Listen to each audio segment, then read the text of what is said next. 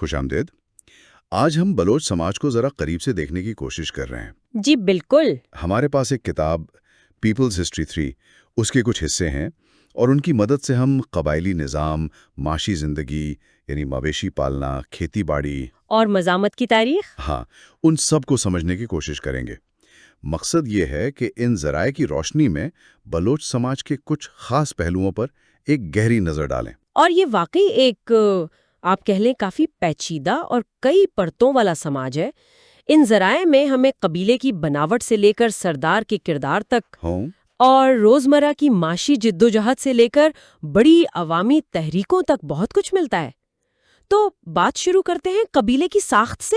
ٹھیک ہے، تو بنیادی اکائی فرد ہے، مرد، عورت، بچہ، بوڑھا، سب۔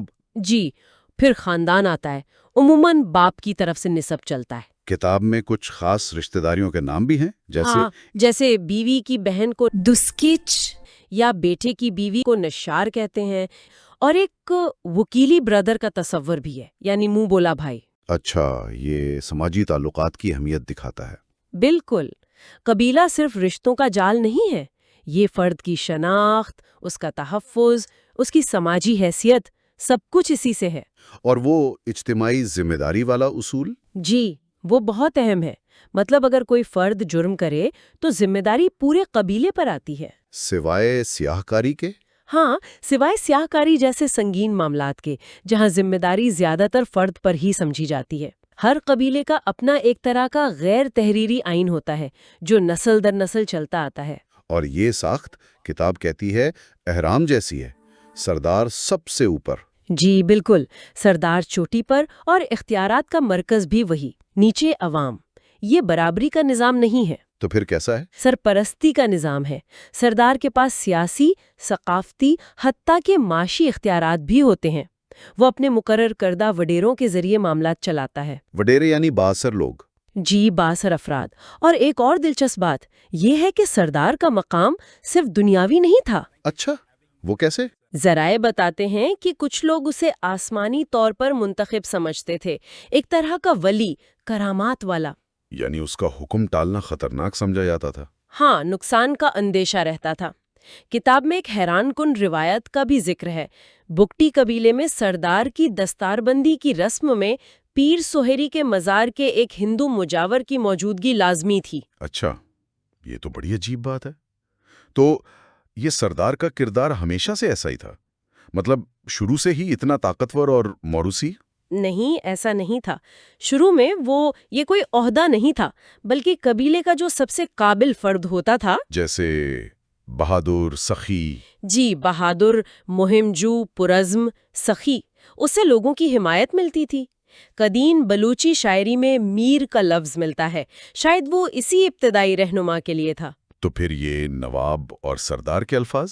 نواب تو انگریزوں کا دیا ہوا خطاب ہے، اور سردار کا لفظ بھی غالباً باہر سے آیا ہے۔ تو یہ موروثی کیسے بنا اور اتنا طاقتور؟ اس کا تعلق ذرائع بتاتے ہیں نجی ملکیت کے تصور کے ابھرنے سے ہے، اور خاص طور پر برطانوی سامراجی دور نے اسے بہت مضبوط کیا۔ انگریزوں نے؟ کیوں؟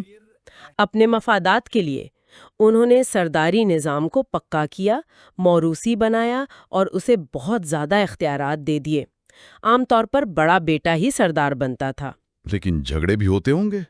ہاں، کبھی کبھی ماں کی سماجی حیثیت پر یا بیٹے کی ذہنی حالت پر تنازع ہو جاتا تھا۔ اور اس حیثیت کا اندازہ شاید خون بہا سے بھی ہوتا ہے۔ کتاب میں مثال ہے مری قبیلے کی؟ جی، 20ویں صدی کی۔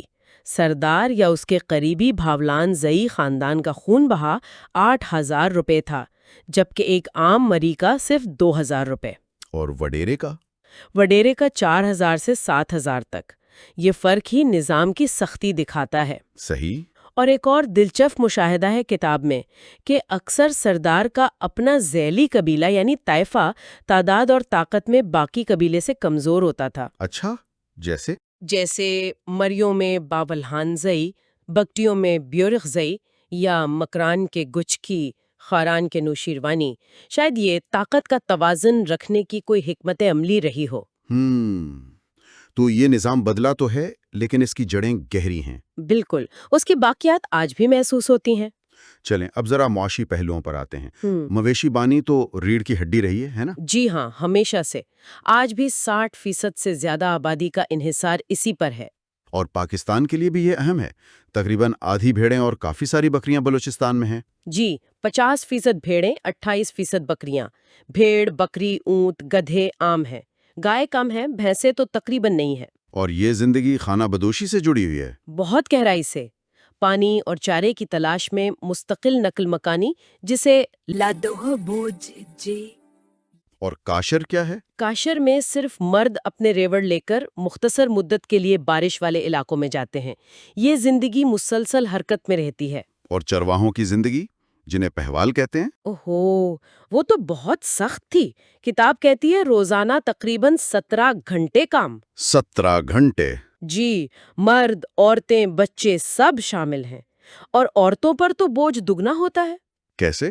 وہ نہ صرف جانور چراتی ہیں بلکہ واپسی پر سر پر لکڑیاں لانا یا کوئی بیمار میمنا اٹھا لانا، پھر اون یا بکری کے بالوں سے دھاگا کاٹنا دیغ سے، دور سے پانی بھرنا، ہاتھ کی چکی پیسنا، جو بہت ہی مشقت طلب کام ہے۔ کھانا پکانا، لسی بنانا، مکھن نکالنا، یہ سب، اور کام میں یکسانیت بہت ہوتی تھی۔ کیا ان چرواہوں اور مالکان کے بیچ کوئی خاص قسم کے معاہدے ہوتے تھے؟ ہاں، کئی طرح کے تھے۔ جو زیادہ جانور رکھتا وہ بھاگیا کہلاتا۔ چرواہے کے ساتھ شرائط طے ہوتی تھی۔ مثلاً؟ ایک تھا چار کوئی، یعنی چرواہے کو ریوڑ کی افزائش کا چوتھا حصہ ملتا۔ آڑ بھاگی میں آدھی حصے داری ہوتی۔ جانور بیچ کر قیمت آدھی آدھی۔ اور گھوڑوں گایوں کے لیے؟ ان کے لیے نیم گوئی ہوتا تھا، یعنی نصف شراکت۔ اور ایک پاسوال بھی تھا جو تنخواہ دار چرواہا ہوتا۔ تنخواہ اچھی ہوتی ہوگی؟ نہیں، اجرت بہت کم اور سہولیات بھی نہ ہونے کے برابر۔ سال میں شاید کوئی بونس مل جاتا تھا۔ اچھا، اور اون کا کاروبار کیسے چلتا تھا؟ کتاب میں چین کا ذکر ہے۔ چین سال میں 2 بار بھیڑوں سے اون اتارنے کو کہتے ہیں۔ یہ اجتماعی کام ہوتا تھا، مل جل کر۔ اور روحاں؟ اس کے بعد اکثر دعوت ہوتی تھی، اسے روحاں کہتے تھے۔ لیکن یہاں استحصال بھی تھا۔ کس طرح کا استحصال؟ مقامی سوداگر اکثر اون کو تولنے کے بجائے اندازے سے خریدتے تھے، جسے گوڑی کہتے تھے۔ اور اندازہ کم لگاتے ہوں گے؟ ظاہر ہے تقریباً ہمیشہ کم ہوتا تھا۔ چرواہے کا نقصان، اور قیمت بھی نقد نہیں دیتے تھے، تو پھر؟ مہنگی چیزیں دے دیتے تھے بدلے میں، تو سوداگر کو دوہرا منافع ہوتا تھا۔ یعنی معاشی دباؤ صرف کام کی زیادتی اور کم اجرت نہیں تھا؟ بالکل نہیں، سماجی دباؤ بھی بہت تھے۔ مہمان نوازی بہت اہم تھی، حیثیت کے مطابق جانور ذبح کرنے پڑتے تھے۔ اور وہ تالخ والا کیا معاملہ ہے؟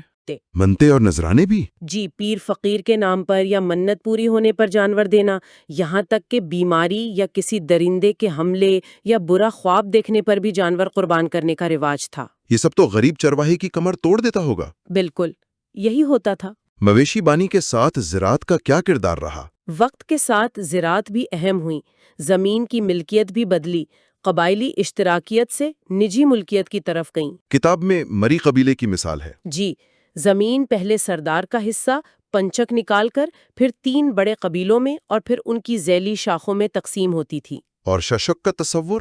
ہاں، ششک یعنی حق مالکانہ، زمین مالک کی، محنت کسان کی، اور مالک پیداوار کا بڑا حصہ مفت میں لے جاتا۔ یہ بھی استحصال کی ایک شکل تھی۔ صحیح۔ آپ پاشی کے لیے کاریز کا نظام تو بہت مشہور ہے۔ جی ہاں، کاریز ایک قدیم اور شاندار نظام تھا۔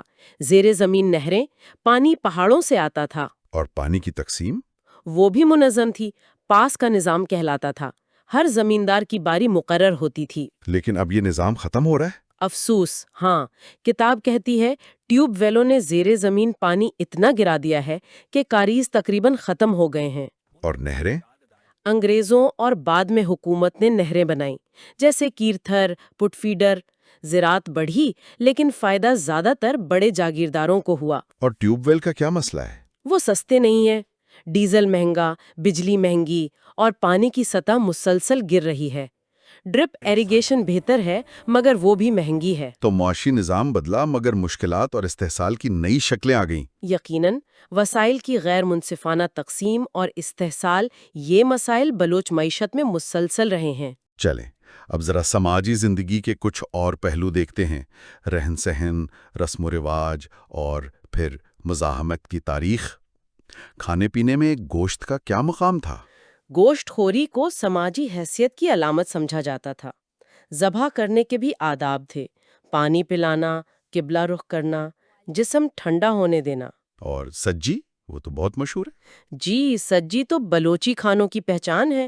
گوشت سیخ پر آگ پر بھوننا، اس کی ایک ترتیب بھی ہوتی تھی، گردن سے کلیجی تک۔ کتاب میں وہ دشمنی والی بات بھی لکھی ہے؟ ہاں، ایک دلچسپ بات کہ پرانی قبائلی دشمنیوں میں سجی کی سیخ کا رخ دشمن قبیلے کی طرف کر دیتے تھے، علامتی تحقیر کے طور پر۔ اچھا، اور کدی اور پد کیا ہیں؟ کدی میں جانور کی آنتوں میں قیمہ یا گوشت بھر کے پکاتے ہیں، اور پد یا تبھا سردیوں کے لیے گوشت محفوظ کرنے کا طریقہ ہے۔ نمک، ہینگ، انار دانہ لگا کر خشک کرتے ہیں۔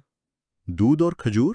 دودھ اور لسی، مکھن وغیرہ نعمت سمجھے جاتے تھے، مگر اکثر کم ہوتے تھے جانوروں کی نسل اور بیماریوں کی وجہ سے۔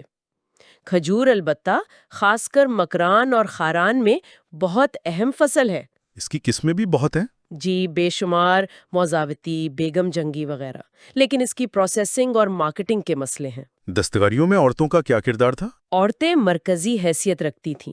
اون سے دھاگا بنانا، برسغ، بکری کے بالوں سے رسی، کمبر۔ اور وہ کارگاہ پر بنائی؟ جی، کارگاہ پر دری، خرجین یعنی خرجین، اونٹ کے غلاف لوگ دفی بنانا، یہ اکثر بوڑھی عورتوں کا کام سمجھا جاتا تھا۔ اور سب سے مشہور تو بلوچی دوچ ہیں؟ بالکل، بلوچی کشیدہ کاری یہ عورتوں کی محنت، صبر اور فنکاری کا ثبوت ہے۔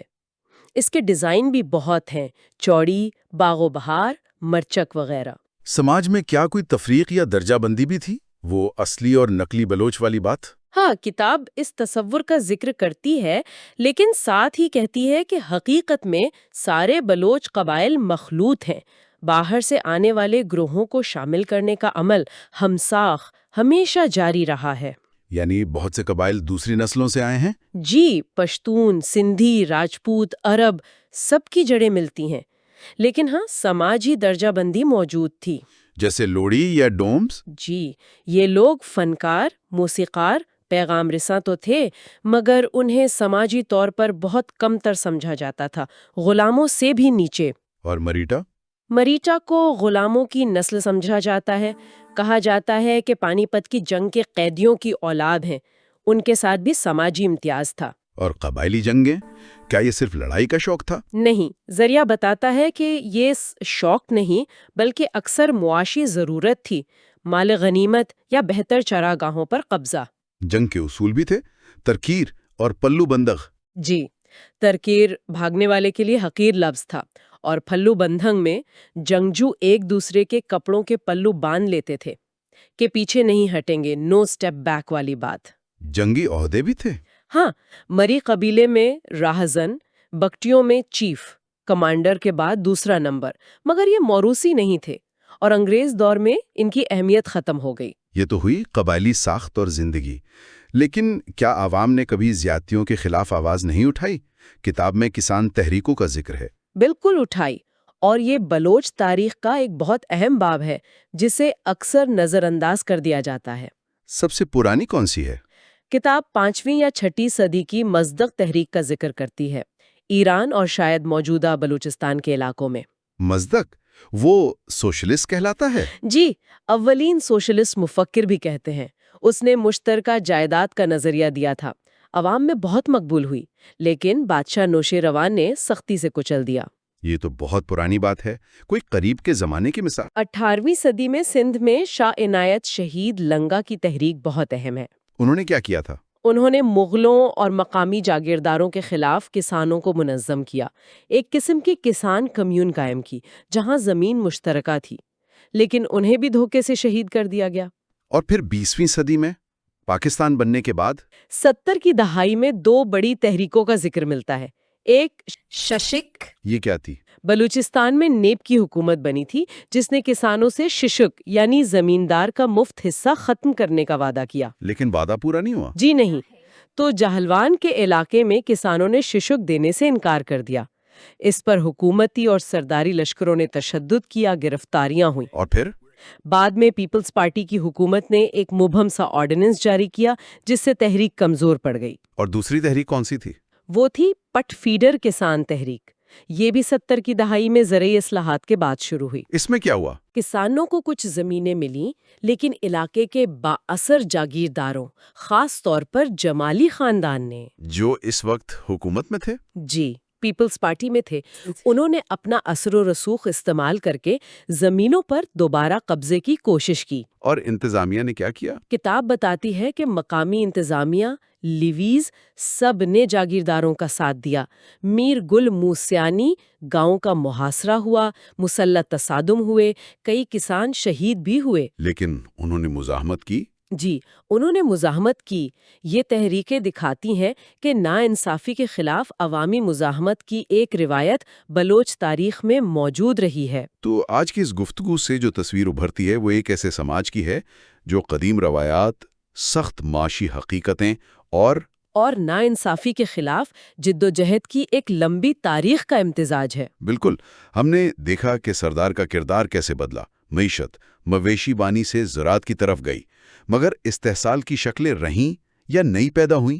سماج میں تفریق بھی موجود تھی۔ جی اور یہ بھی دیکھا کہ کس طرح لوگوں نے مشکل حالات میں بھی اپنے حقوق کے لیے آواز اٹھائی، چاہے وہ مزدک کے پیروکار ہوں، شاہ عنایت کے ساتھی، ششک اور پٹ فیڈر کے کسان۔ یہ سب جاننے کے بعد ذہن میں یہ سوال ضرور آتا ہے، اور شاید ہمارے سننے والوں کے لیے بھی یہ سوچنے کی بات ہو جی کہ بلوچ سماج نے اپنی تاریخ سے، خاص طور پر ان مزاحمتی تحریکوں کی کامیابیوں اور ناکامیوں سے کیا سیکھا ہے، اور وہ اس علم کو آج کے معاشی، سماجی اور سیاسی چیلنجز سے نمٹنے کے لیے کیسے استعمال کر سکتا ہے۔ یہ واقعی ایک اہم سوال ہے، اور اس کا جواب شاید تاریخ کے اوراق میں ہی تلاش کرنا ہوگا۔ ماضی کے تجربات مستقبل کی راہیں دکھا سکتے ہیں۔ اسی سوچ کے ساتھ آج کی اس گفتگو کو یہیں ختم کرتے ہیں۔ ہمارے ساتھ شامل ہونے کا شکریہ۔ خدا حافظ۔ خدا حافظ۔